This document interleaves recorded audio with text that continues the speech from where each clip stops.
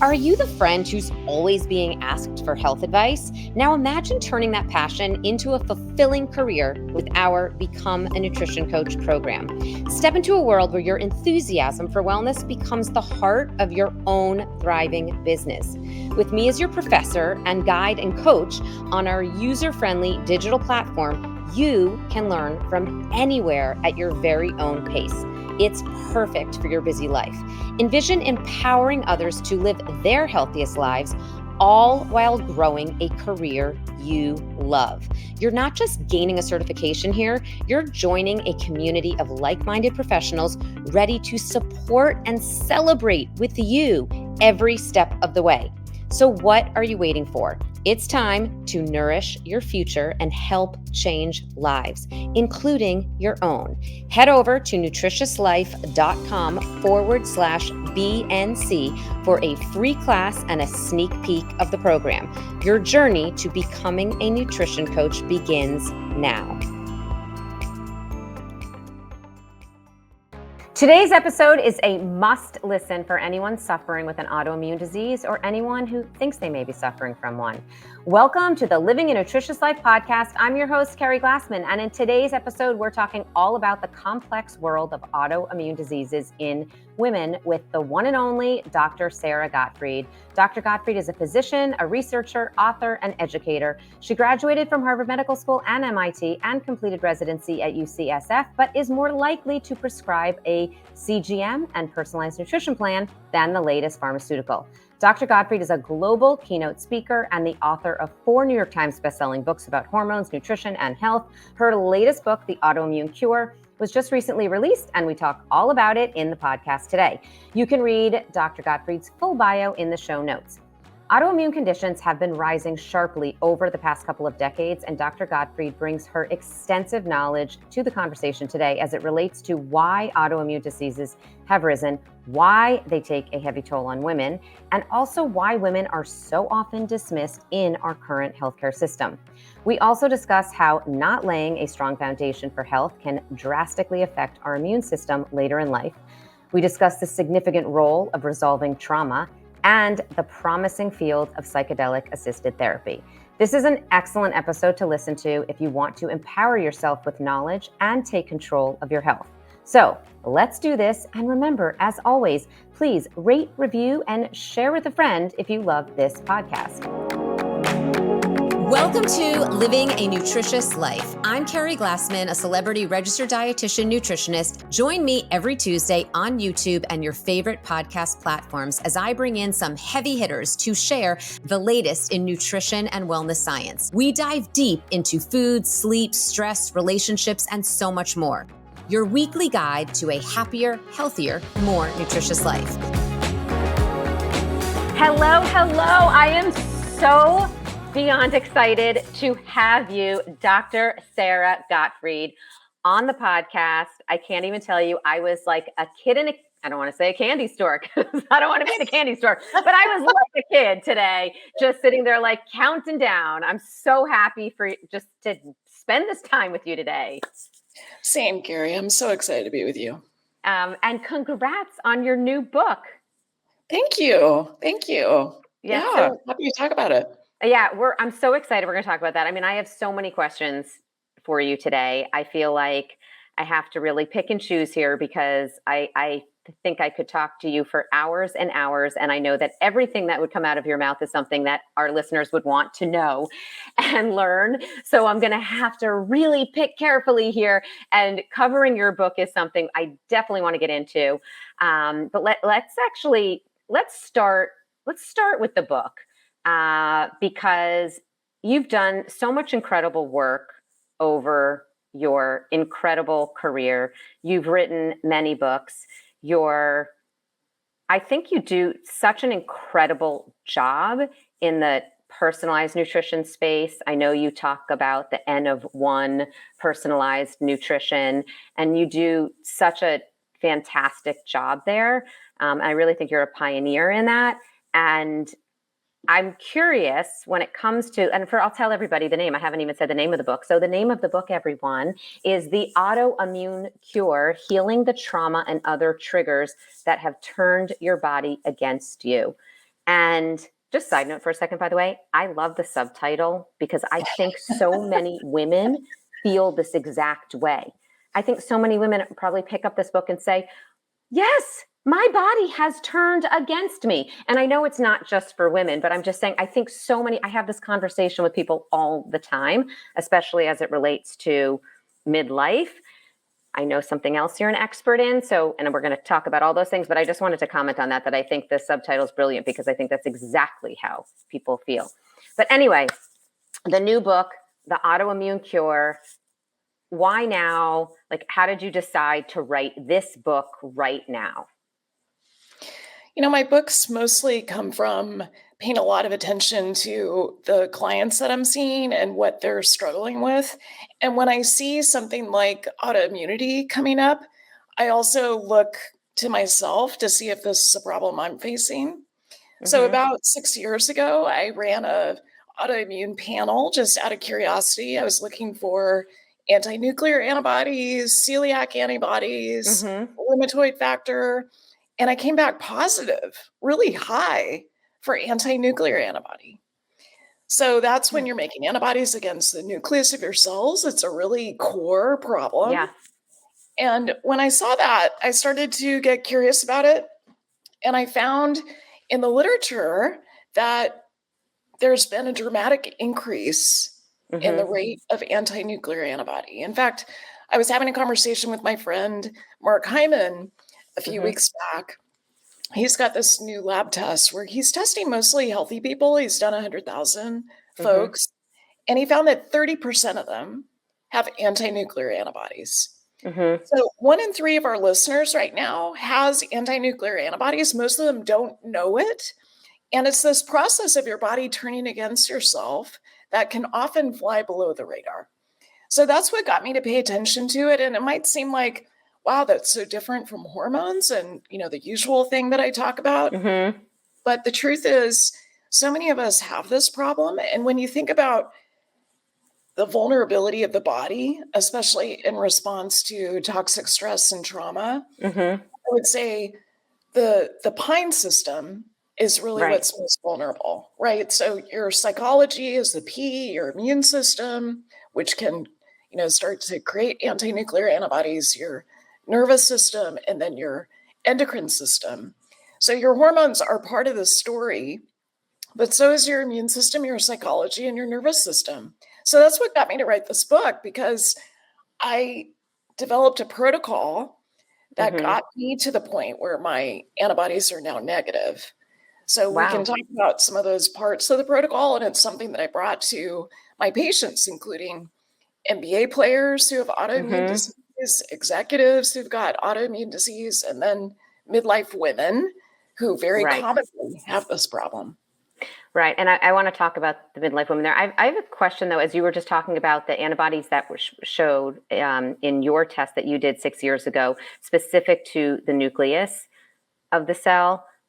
Are the autoimmune diseases that manifest from those antibodies different than the traditional or more typical commonplace autoimmune diseases that people see? So there's more than 100 different autoimmune diseases. They range from Hashimoto's to rheumatoid arthritis to type 1 diabetes, multiple sclerosis. And so anti-nuclear antibodies are considered non-specific. They don't point toward a specific autoimmune disease, but they're part of this process of a civil war in your body and your immune system having difficulty telling what's normal tissues versus pathogens that it needs to attack. And it's especially more common after the pandemic. Something about the trigger of viral infection or vaccines that has made this more of a problem. And I know that, and I believe, you can correct me if I'm wrong, but it's 4 out of 5 people with autoimmune disease are women, correct? That's right. So this is another place where women are at greater risk. We've got much more of a hazard. And, there's a lot of reasons for that, but it's something I see commonly in my female patients. And there's been this exponential rise in autoimmunity over the past 25 years. So why do we think the rise, and why more common in women? And I know that women are more likely to experience trauma or to be affected from trauma more seriously. And is that the connection? Is there another reason for it? Like, why are women more affected, I guess? And I guess the second part of that is, why this rise? Well, the rise overall, I think, is related to the way that we eat, Right. how much toxic stress we're managing. I think especially the pandemic has led to more toxic stress. The way I look at it, I always look at root causes. And Right. so with autoimmune disease, Alessio Fasano at Massachusetts General Hospital talked about a triad that you have to develop autoimmunity. And that triad is a genetic predisposition together with increased intestinal permeability or leaky gut, and a trigger. And so that trigger really varies. For some people, it's actually that they have a big hormonal shift like pregnancy or postpartum. For other people, it's actually that they've got an infection. And I think especially with the way that our food has changed, we've got an issue with this increasing amount of autoimmunity. And you asked a good question, because there's kind of the classical autoimmune diseases, and then there's actually things that aren't classical autoimmunity, but the body is still attacking itself. Things like endometriosis, migraines, irritable bowel syndrome. Yep. You also asked about why women are at greater risk. So we think about 80% of the people who develop autoimmune disease have significant trauma. So there's 20% who don't have a trauma history. And certainly, for people exposed to a trauma, not everyone's going to develop autoimmune disease, but it's definitely increased. We also know that women are different than men in terms of our immune system. So when you give a vaccine to a woman, for instance, especially in perimenopause, we've got a much more robust response. So our immune system is different. If you think about pregnancy, for example, you and I have both been pregnant. What we know is that you've got this sperm donor who has DNA that's different than your DNA. And you have to adapt your immune system so that you're not attacking this fetus, this embryo that you're developing. So so interesting. Women have a different immune response than men. We definitely have higher rates of trauma. We know that from adverse childhood experiences. And we also have much more hormonal fluctuation than men do. Right. It's so interesting about the pregnancy part, and just how our immune systems have to evolve based on just the fact, like you said, we have to adapt to that sperm. And that's really interesting. Yeah, a lot of people don't realize just how complex the immune system is. I think of it like, if you think of all the different cheeses in France, there's like more than 400 different cheeses, and your immune system is like that too. It's just a level of complexity that can boggle the mind. But when you think about pregnancy, what we know is that when women are postpartum, they have a much greater risk of developing autoimmune conditions, especially postpartum thyroiditis. So I really feel like women who've got mood issues and significant hair loss and low energy when they're postpartum, don't just dismiss them and say, oh, you just had a baby. Of course, you've got these symptoms. Check their thyroid. Look for autoimmunity. So this actually brings me, just led me to a question that I wanted to ask you. And that is, why does it take women so many going to so many different doctors? And obviously, if they went to you, this wouldn't happen. But why does it take women going to so many different doctors and so much time and so much energy trying to figure out what's wrong? Why I feel like when I talk to people that have an autoimmune disease, the story is generally, it could be a variety of symptoms, but let's just say I was exhausted. I had migraines. I was feeling, tingly in my hands and feet, but doctors kept dismissing me and we couldn't figure it out. And they said, your lab work is fine. There's nothing wrong with you. And I went for 5 years. And finally I went to this great doctor and they figured out that it was this.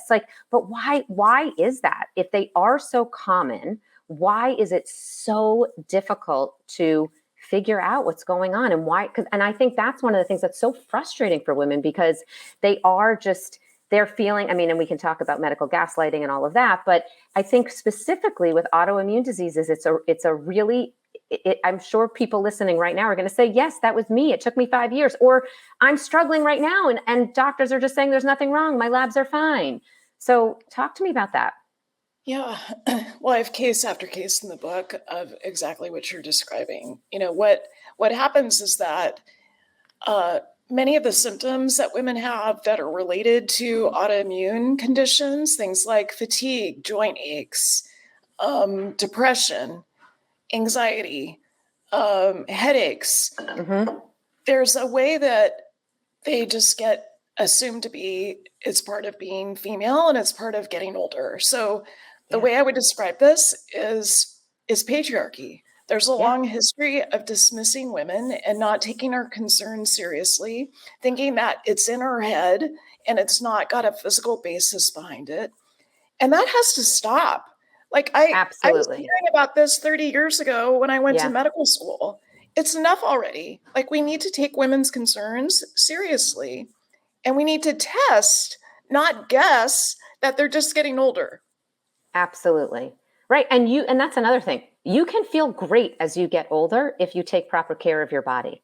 You can feel great. You don't have to feel awful as you get older. And I think that it's really important for people to know that, because I do think that because we've been told that for so many years, exactly what you're saying. Oh, it's just part of getting older. It's just aging. Oh, you kind of forget things as you age. You have those senior moments. You have aches and pains.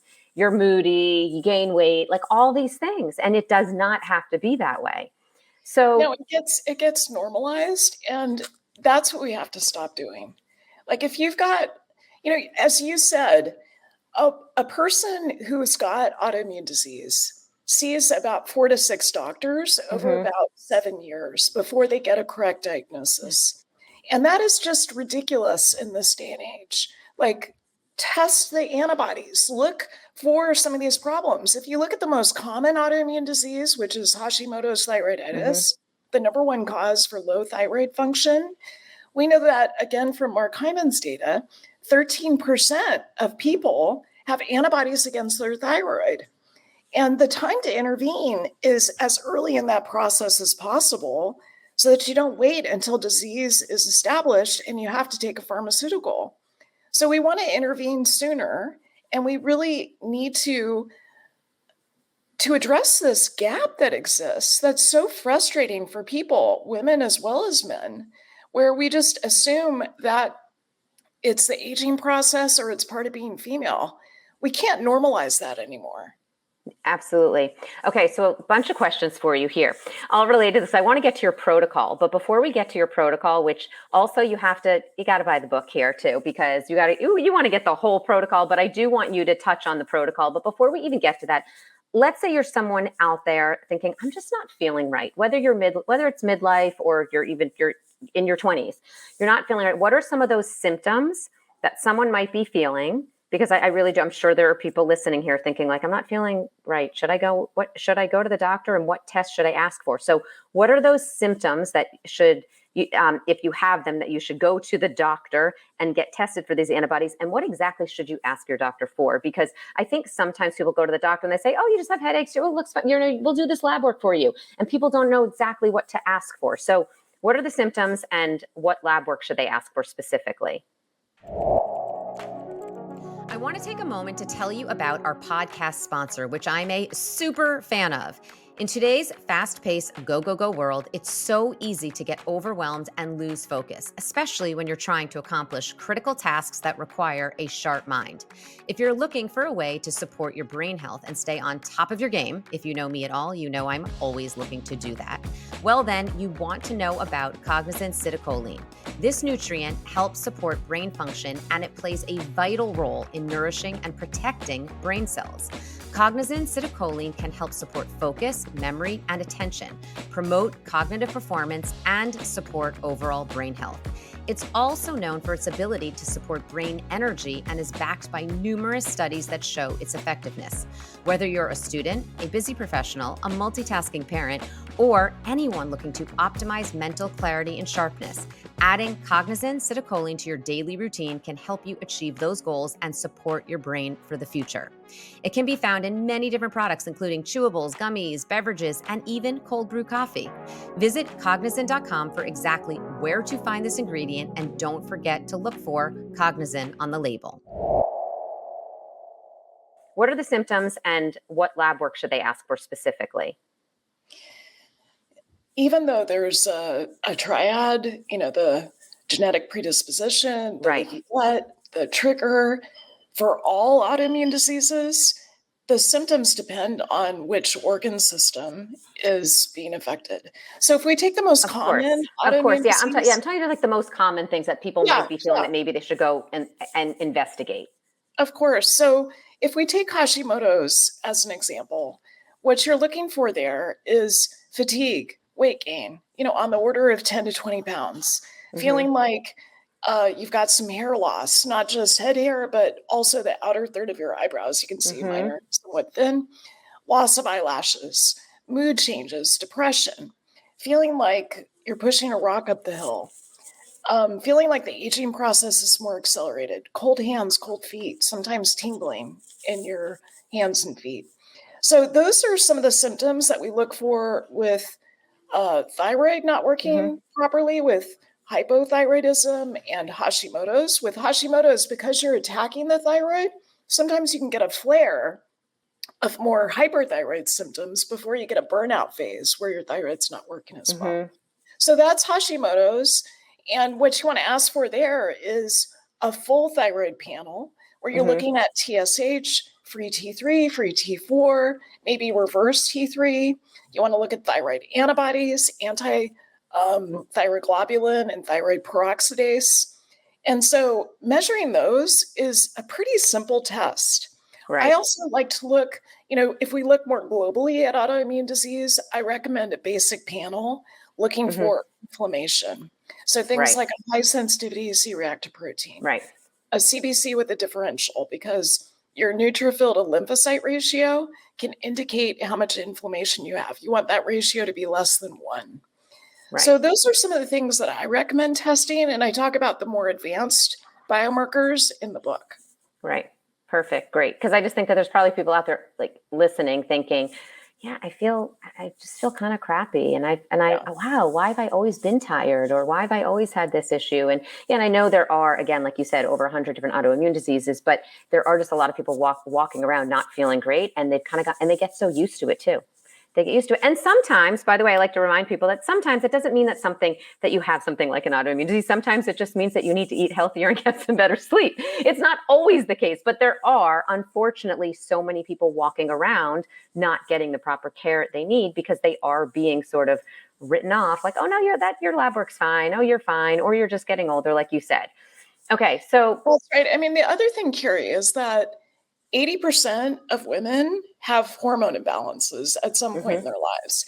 And that also gets normalized. It's not normal to have your hormones out of balance. Like, you're really meant to get your hormones working on your side. And so we've got to stop normalizing that. It's really critical. Right. And I think the other thing there we forget is that if your hormones are not balanced, everything is a mess. Right? Totally. Like everything is a mess. And so it's like, that also, when people say, oh, it's just hormones, or your hormones are changing or this or that, like you've got to figure that out and get your hormones balanced because nothing's going to work right. So actually I wanted to get to your protocol, but since we just talked about the hormones, and I promise I'm not going to forget to get to the protocol, everyone, don't you worry.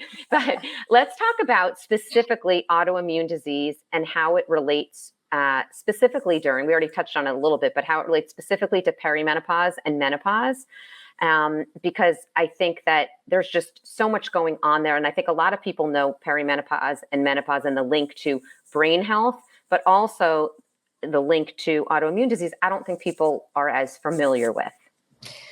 Right. Well, what's curious is that I've been talking about perimenopause and menopause for 30 years, and I feel like people tend to think of it solely as a hormone issue, a change in estrogen, progesterone, testosterone, maybe insulin, because we become more insulin resistant as we get older. But the truth is, perimenopause starts as early as 35 if you're paying attention to it. And it's much bigger than just your hormones. It's also a massive metabolic change. It's a massive immune change. And so what I see, just going back to the pandemic, what I saw was way more vaccine reactions in my female patients that were between the ages of 35 and 55. I saw much more long COVID in those patients. And it's because the immune system is changing so much, both halves of it, the innate immune system and the adaptive immune system. So there's these big changes that are happening. You're becoming more insulin resistant. Your glucoses are climbing unless you're doing something about it. And the doing something about it is basically lifestyle. Like lifestyle is what often gets us into this situation, the way that lifestyle interacts with your genetics. And so the good news is, the empowering news is that lifestyle can also get you out of it. Right. And lifestyle can get you out of it. And I think for younger people out there, it's a really good reminder. I think we all think, oh, I'm young, I'm healthy, I don't have to worry about this. And my weight stays stable, I'm fine, I don't have high cholesterol. And I always tell people when they're young, like, you're laying the foundation though. You are like laying that groundwork for when you're 40, when you're 50, when you're 80. And so being proactive about your lifestyle when you're younger, it's not just when you start having issues, is so critical. I mean, and I know that's like obviously easier said than done. And it also just seems so cliche, blah, blah. Of course, I'm saying that, but it's so critical for all of these other reasons. I think people just think about some of the things that maybe they think, oh, my grandfather had heart disease or my grandmother had cancer. And they're not thinking about all of these other issues, like all these women that have autoimmune diseases. And that's why it is so important to build good habits with your eating, managing your stress, your diet, all of those things from a very young age. I do have to say, I am always impressed though when I see college age girls now, especially. I'm sure men too, but when I see college age girls going to the gym, drinking their water, and I laugh. I think there's even actually, I've seen even memes on this. Like, I was lucky if I drank water at all in my 4 years of college,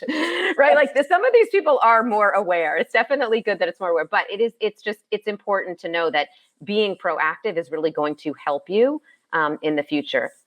Obviously, kind of stating the obvious there, but when it comes to all of these things as well, it's just another reason to, it's another motivating factor to just, take control of your health from the very beginning. But let's say you didn't, and let's say you were a mess and you ate horribly and you're stressed out and you drank too much and you didn't really exercise, you didn't take any supplements, you did none of the things, and you're 40 years old and you're an absolute disaster, and your health is a mess. All of a sudden your cholesterol skyrockets, your A1C is a mess, you're pre-diabetic, and your hormones are out of balance, you're not sleeping well, you're irritable, you're feeling depressed.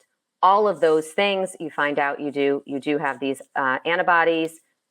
What do? What's your protocol? How do we get ourselves out of this mess?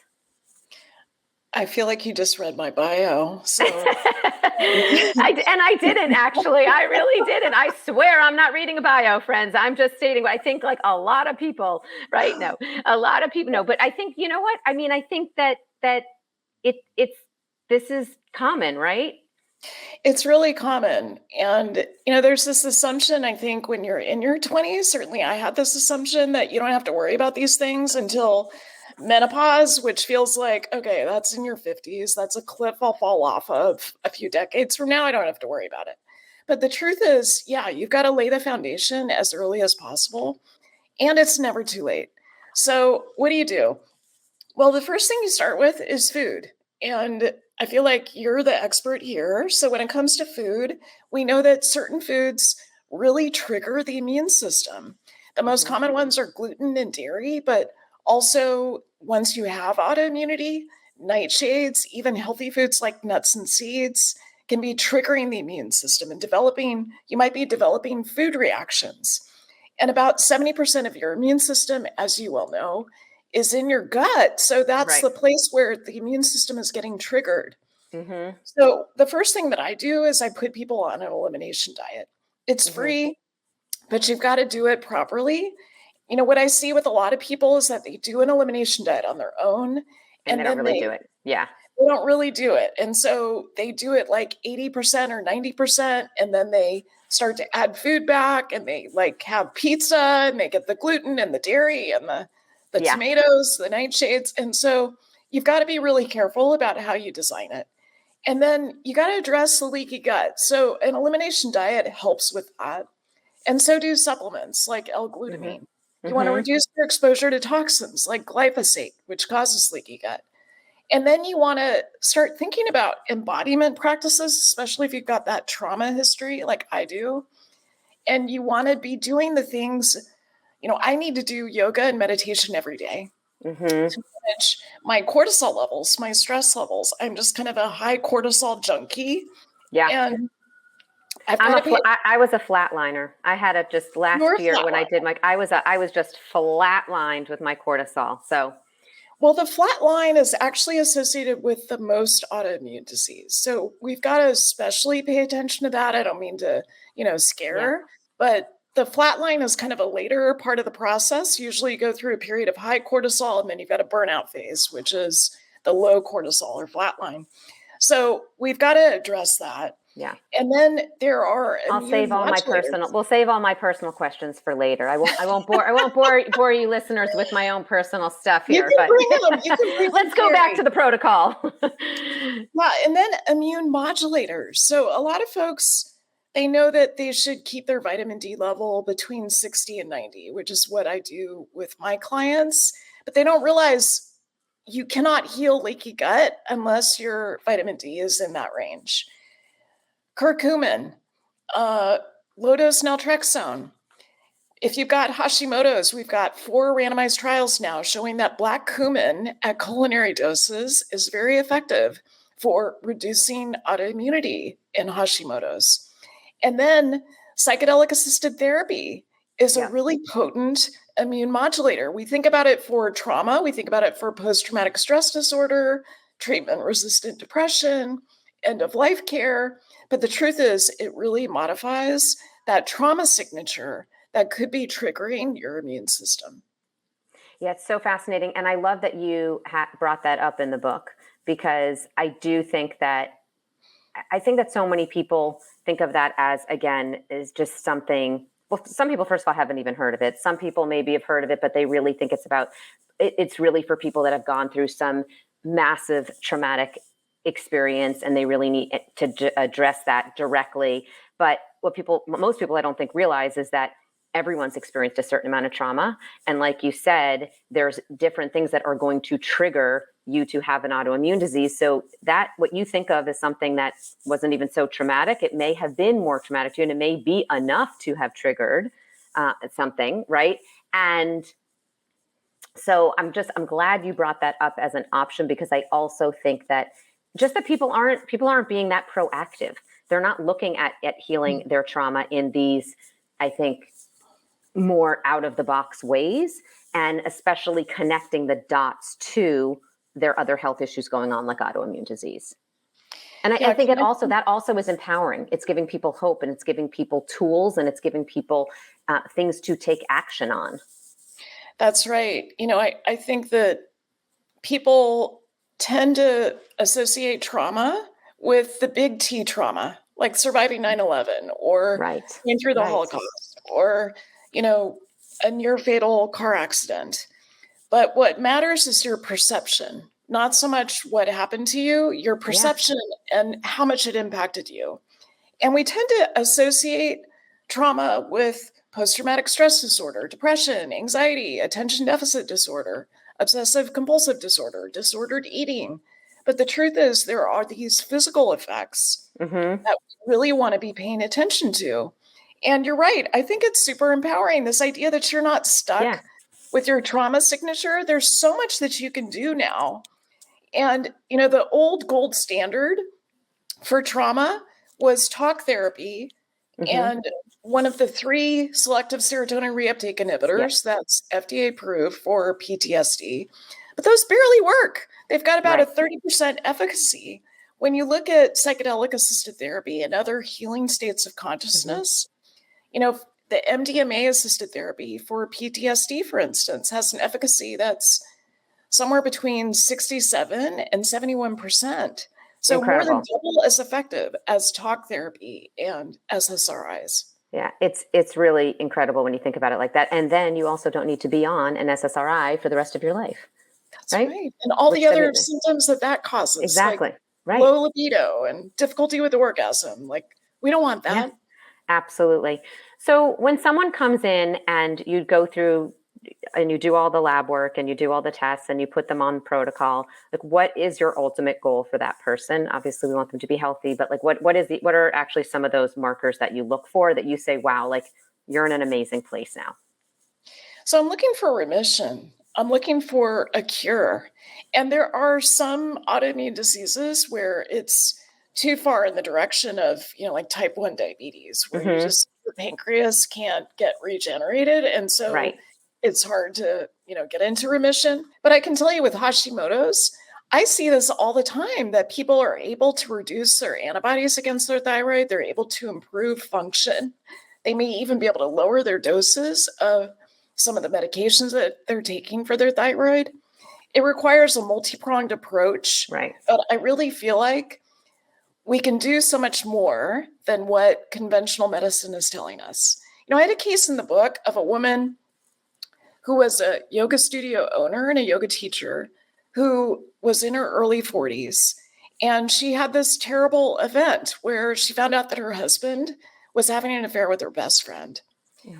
And within a couple of years, she started to develop elbow problems. And she had this crackling that would happen in her elbow. She had a lot of pain and swelling, and she wasn't sure what it was about. So she saw her nurse practitioner, who measured her level of inflammation, which was really high, and she had rheumatoid factor. And so the nurse practitioner said to her, "You've got rheumatoid arthritis, go see a rheumatologist." And it took 6 months for her to get an appointment with the rheumatologist. And so she came to me and she said, "Hey, what can I do about this?" And so we started her on the protocol. So we did an elimination diet. She started to do gut rehab and address her microbiome because she had reduced diversity. We started to improve her leaky gut. We started her on immunomodulators. She even did psychedelic assisted therapy to resolve this trauma that was in her system. And she waited that 6 months. By the time she saw the rheumatologist, she had very little disease, very little inflammation. Wow. And yet this doctor who ordered an ultrasound right before she went to see him, and the ultrasound technologist was saying, "I don't really see any disease here, like a teeny little bit of inflammation, but otherwise looks good." And this rheumatologist still said, "Let's give you methotrexate. Let's give you a drug. Yeah. Because you've got rheumatoid arthritis." End of conversation. So we really need to broaden the conversation and understand that lifestyle plays such an important role. Huge. It's just incredible that like when people go to doctors, like the go-to, and I'm not anti-pharma. There is a time and a place, obviously, but the fact that we don't look at how everything is connected and lifestyle first and foremost is just, it's really maddening and I think it's frustrating to, I think, us in our position, seeing so many patients get the wrong type of care. But I think it's even more frustrating to patients that go from doctor to doctor and get put on one med that causes a symptom, and then they get put on another med for that, and then they end up on that cycle of just it's just a cycle of one med and another one, and they never really are able to then unwind and go back to sort of the basics of what they should have been doing in the first place. So I love the work you do. I love what you're doing. This book is absolutely incredible. Everyone needs to get it. The Autoimmune Cure, Healing the Trauma and Other Triggers That Have Turned Your Body Against You. It's just full of so much incredible information. We really just scratched the surface, and I could talk to you for so many hours. I think I'm going to have to beg you to come back again we can talk just about perimenopause and menopause, because I know everyone is going to want to hear more from you on that. We talked a little bit about it today as it relates to autoimmune disease, but we got to dive into that as well. You are just so incredible what you do. I really thank you so much for all the incredible work you're doing in the world. And just, you really are helping so many people. And everyone who reads this book, you're going to be helped too. So go read that book. Thank you so much. And I just have one last question for you. What is, and I think I know, because I think you actually already hinted at it in this podcast today, but what is the one thing that you do to sort of ignite your nutritious life on a daily basis? This has really changed for me over time because I'm someone who had disordered eating that started in high school, probably started when I was a kid, related to adverse childhood experiences. So I would say the number one thing is resolving my trauma. It makes my relationships better. It helps me with all the pillars that you talk about in terms of a nutritious life. And then as I get older, I'm in my 50s now, and I'm eating more protein. I'm really focused on building my lean body mass. And that's new for me. I'm someone who wears a continuous glucose monitor, and I love to track these things. And as you said, do N of 1 experiments. So I would say resolving trauma plus more protein. That's what Okay. I was wrong. I thought you were going to say yoga. I was wrong, but I like yoga that. Helped me in my 30s. It helped me in my 30s, but it did not resolve my trauma. It did not resolve. I did it every day for decades. And it made me less of a stress case, but it did not resolve my trauma. Well, amazing that you're continuing to work. And that's also just a really good point, that just because you're doing one thing doesn't mean there aren't more things you need to do. Because sometimes I think people do say that. They say, I'm working out 4 times a week and I'm eating my green vegetables and I'm doing this. And I say, okay, like that's not an automatic. Things are all going to be great and perfect and everything's going to be healed and done and you're going to be perfectly healthy. We have to continue to, and as our bodies change, we also have to continue to change some of those things we do.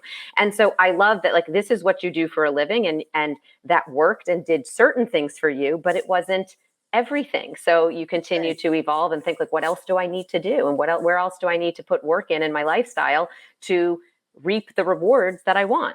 So absolutely, that's great. That's such good inspo for us there. Thank you so much.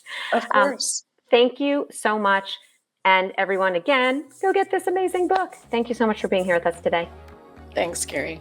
I hope you enjoyed this episode. I know I always learn a lot from Sara. One thing I do want to note as it relates to the part of the conversation on psychedelic assisted therapy and SSRIs, I just want to make sure to be clear that SSRIs can and do play an important role in many people's lives. How one approaches their mental health is, like all aspects of health, individual and should be addressed by a person's full healthcare team.